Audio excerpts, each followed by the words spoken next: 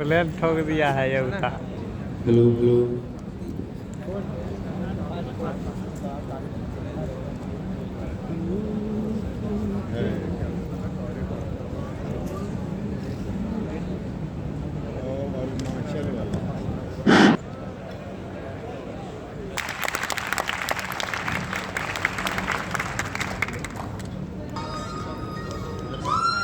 अरुणाचल प्रदेश भारत के उत्तर पूर्वी हिस्से का एक खूबसूरत देश है। हरे भरे जंगलों और पहाड़ियों की भूमि है। इस भूमि की वनस्पति और जीव जंतु समृद्ध और आकर्षक है। उस समय अरुणाचल के लोग सारा जीवन जीते थे। अरुणाचल के लोग सूरज की पहली किरण पर जाग जाते हैं। वे जवान भी थे। वे जल्दी खाना खाते हैं और खाना खाकर काम पर निकल जाते हैं। वे झुक खेती का अभ्यास करते हैं। वे जंगल के एक टुकड़े को काट कर उसे अलग करते हैं और फिर उसे जला देते हैं। रात की मिट्टी के लिए पोषक तत्व प्रदान किए और लोग उस भूमि के टुकड़े के ऊपर खेती करते थे। कुछ ग्रामीण शिकार और संग्रह के लिए जंगलों में भी जाते थे, क्योंकि अरुणाचली लोगों के जीवन इसी पर केंद्रित था। तो वे जंगलों में चले गए, जाल बिछाए और यदि उन्हें कोई जानवर दिख गया तो वे उसका तब तक पीछा करते हैं जब तक उन्हें कोई अच्छी जगह नहीं मिल गई और फिर उसे मार डाला। वे अपने दांव के साथ जंगलों में गए और अपने दांव से पेड़ों को काट डाला। वे अपने साथ जंगलों से बांस भी लाते थे। अरुणाचली लोग बांस का कई प्रकार से उपयोग करने की क्षमता रखते हैं। यह उनकी परंपरा का हिस्सा है। उन्होंने घर, औजार, हथियार और अन्य हस्तशिल्प के बनाने के लिए बांस का उपयोग किया। यहाँ तक कि अरुणाचल आने वाले अंग्रेज भी बांस के हस्तशिल्प के बदले नमक का व्यापार करते थे।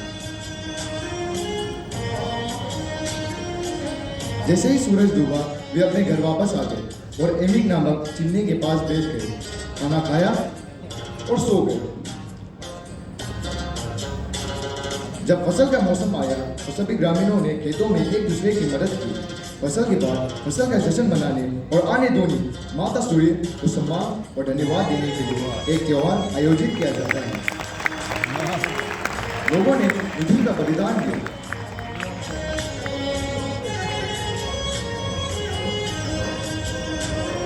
और खुशी से नाच गाकर त्योहार मनाया।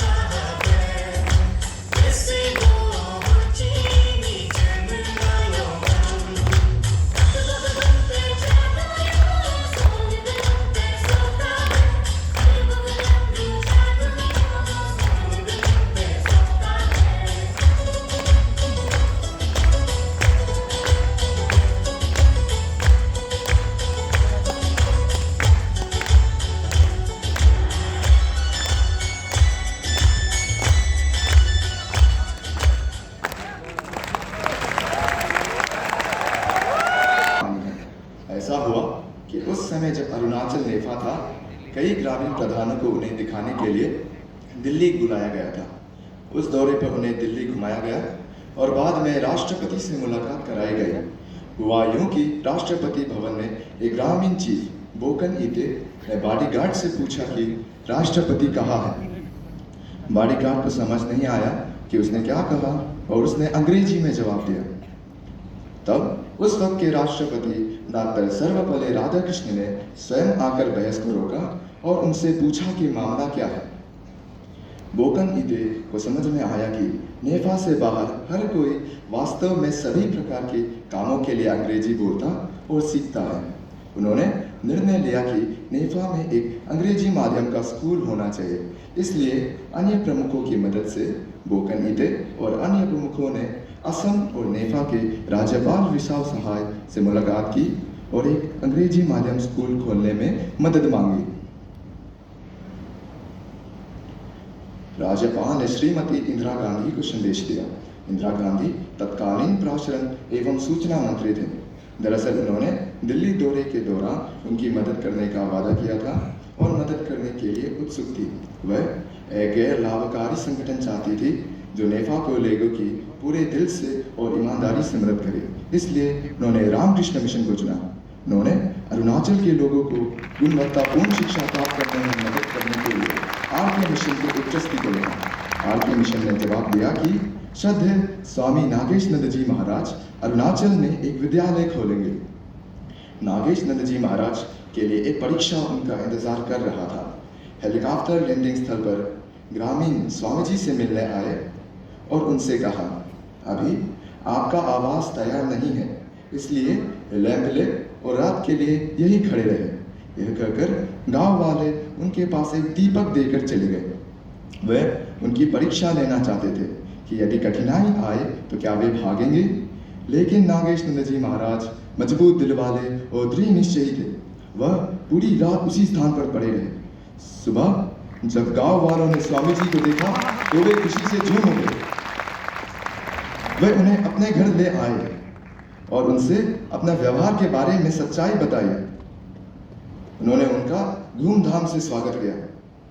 नागेश नंद जी महाराज ने कहा कि स्कूल खोलने के लिए उन्हें जमीन की जरूरत होगी, इसलिए उन्होंने ग्रामीणों से जमीन मांगी। उन्होंने स्कूल के जमीन साफ करने में मदद की और 1966 में नेफा का पहला अंग्रेजी माध्यम स्कूल आरके मिशन आलोक खोला गया।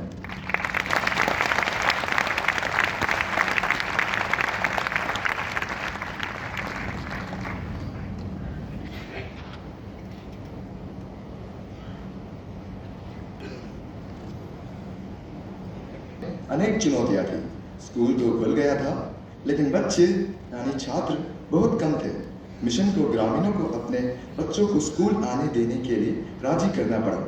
अरुणाचल प्रदेश के अंदरूनी हिस्से से लाए गए बच्चे तभी स्कूल आए जब उनको भोजन और कोड की गारंटी दी गई। इसके बाद अगली चुनौती बच्चों से संवाद करने की थी। अधिकांश बच्चे असमिया को कुछ हद तक समझने और बोलने में सक्षम थे, इसलिए ये संचार का माध्यम बन गया था। बच्चों को व्यक्तिगत स्वच्छता के ज्ञान के साथ साथ बुनियादी ज्ञान का भी अभाव था। स्वामी जी और शिक्षक उन्हें हर एक चीज सिखाने में बहुत धैर्य रखते थे। उनका समर्पण और प्रेरणा बच्चों की जिज्ञासा और ईमानदारी से भी प्रेरित हुआ।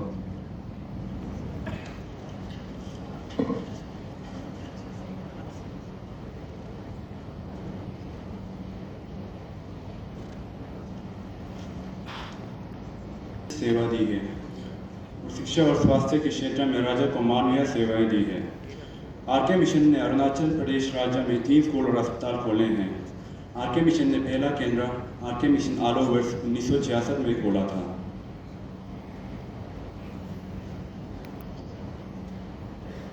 इसके बाद दूसरा केंद्र 1971 में हमारा स्कूल आरके मिशन नरोत्तम नगर आया। यह स्थानीय नेता तिरप झील के प्रमुख श्री डामन लोंग के अनुरोध पर शुरू हुआ। वे राज्यपाल के तत्कालीन सलाहकार के राजा के साथ मिशन के काम में एक गहरी रुचि ली। श्री डानोन का मानना था कि आधुनिक शिक्षा अपने लोगों की जीवन की गुणवत्ता में सुधार करेगी, इसलिए श्री डानोन ने सहायता के लिए मिशन से पूछा। मिशन ने जवाब दिया और श्री डानोन ने स्वेच्छा से केंद्र के लिए भूमि दी। आरके मिशन ने अरुणाचल प्रदेश की राजधानी ईटानगर में भी अस्पताल खोला है। शिक्षा क्षेत्र में आरके मिशन के सकारात्मक प्रभाव के कारण स्थानीय नेताओं का मानना था कि आरके मिशन तम निजी के लिए एक अस्पताल खोलने में मदद कर सकता है। इसलिए उन्होंने अरुणाचल प्रदेश के गवर्नर की मदद से आरके मिशन के मुख्यालय बिलुरमठ द्वारा ईटानगर में स्वास्थ्य के क्षेत्र में एक कार्यक्रम शुरू करने का अनुरोध किया। इसलिए आरके मिशन अस्पताल ईटानगर को 1979 में स्थापित किया गया था। आरके मिशन अस्पताल ने मलेरिया को नियंत्रित करने में एक बड़ी भूमिका निभाई, जो उस समय एक बड़ी समस्या बन रही थी। केवल चिकित्सा सेवा प्रदान करने के साथ साथ अस्पताल ने 1985 में नर्सिंग के लिए एक संस्थान खोला, जो मिडवाइफरी दृश्य में अरुणाचल प्रदेश की आदिवासी लड़कियों को प्रशिक्षित करती है। आरके मिशन ने अपने तीसरे स्कूल आरके मिशन लमदांग का उद्घाटन 2017 में किया। आरके मिशन ने हमेशा पूरी ईमानदारी के साथ लोगों को सेवाएं प्रदान की है। स्कूलों में बच्चों को सभी विषयों की शिक्षा दी जाती है, जैसे कि खेल, संगीत, रोजमर्रा की जीवन कौशल आदि। आरके मिशन अस्पताल ने भी न्यूनतम लागत पर सबसे अच्छे चिकित्सा सुविधाएं दी हैं। इसके अलावा आरके मिशन नियमित रूप से परोपकारी काम करते हैं और दूरस्थ क्षेत्रों में मुफ्त स्वास्थ्य सेवा देते हैं। इसके अलावा मिशन द्वारा खोले गए कई सेवाएं हैं जो दूसरों को शिक्षा प्रदान करते हैं। एक व्यस्त शिक्षा केंद्र है जहां बुनियादी शिक्षा और विभिन्न कार्यों को वयस्कों को सिखाया जाता है। गांव में किसानों को नई तकनीकें सिखाने के लिए कृषि कार्यक्रम लागू किया है।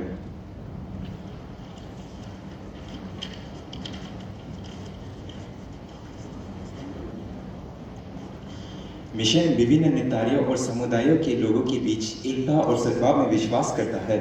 मिशन सांस्कृतिक कार्यक्रमों का आयोजन करता है जिसमें सभी प्रकार के लोग एक साथ भाग लेते हैं, जो एकता की भावना को बढ़ावा देते हैं और हमें एक दूसरे की संस्कृति को समझने में मदद करते हैं।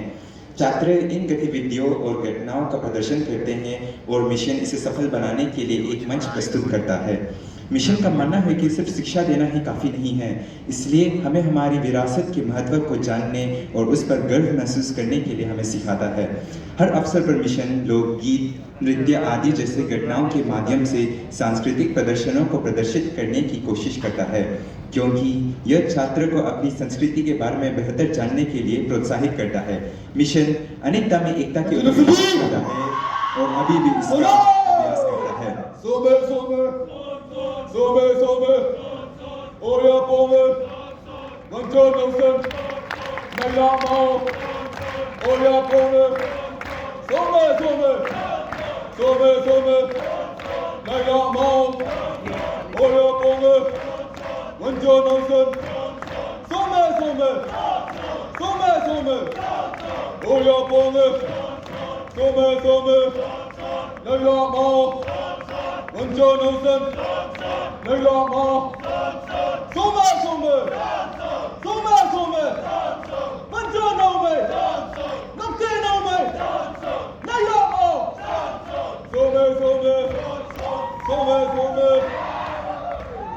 सुनारी तो जुए मां,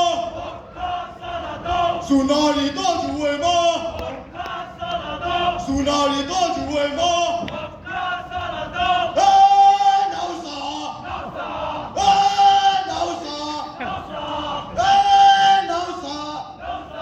सुनारी तो जुए मां, सुनारी तो जुए मां।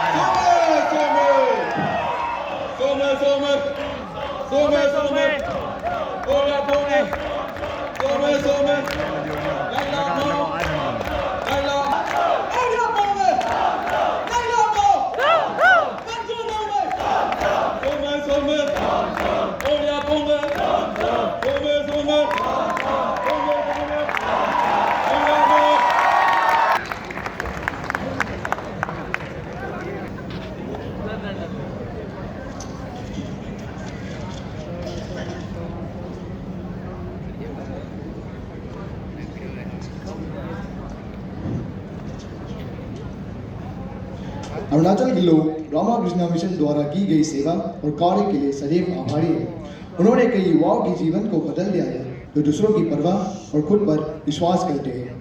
स्वामी जी के शिक्षण का महत्व वर्तमान भी अरुणाचल प्रदेश में देखा जा सकता है। ऐसे छात्रों की ऐसी पीढ़ी दर पीढ़ी तैयार करने में मदद मिली जो अपने देश और विरासत पर गर्व करते हैं। स्वामी जी की शिक्षाओं ने उन्हें दयालु बनने में और प्यार से रहने में मदद की है जो वे अपने बच्चों को घर पर सिखाते हैं। हम लोगों के उत्थान के लिए और कई वर्षों की सेवाओं के लिए रामाकृष्ण मिशन को धन्यवाद देते हैं। हमें उम्मीद है कि रामाकृष्ण मिशन अपना मान्य कार्य जारी रखेंगे और अरुणाचल प्रदेश की बेहतरी में मदद करते रहेंगे। धन्यवाद।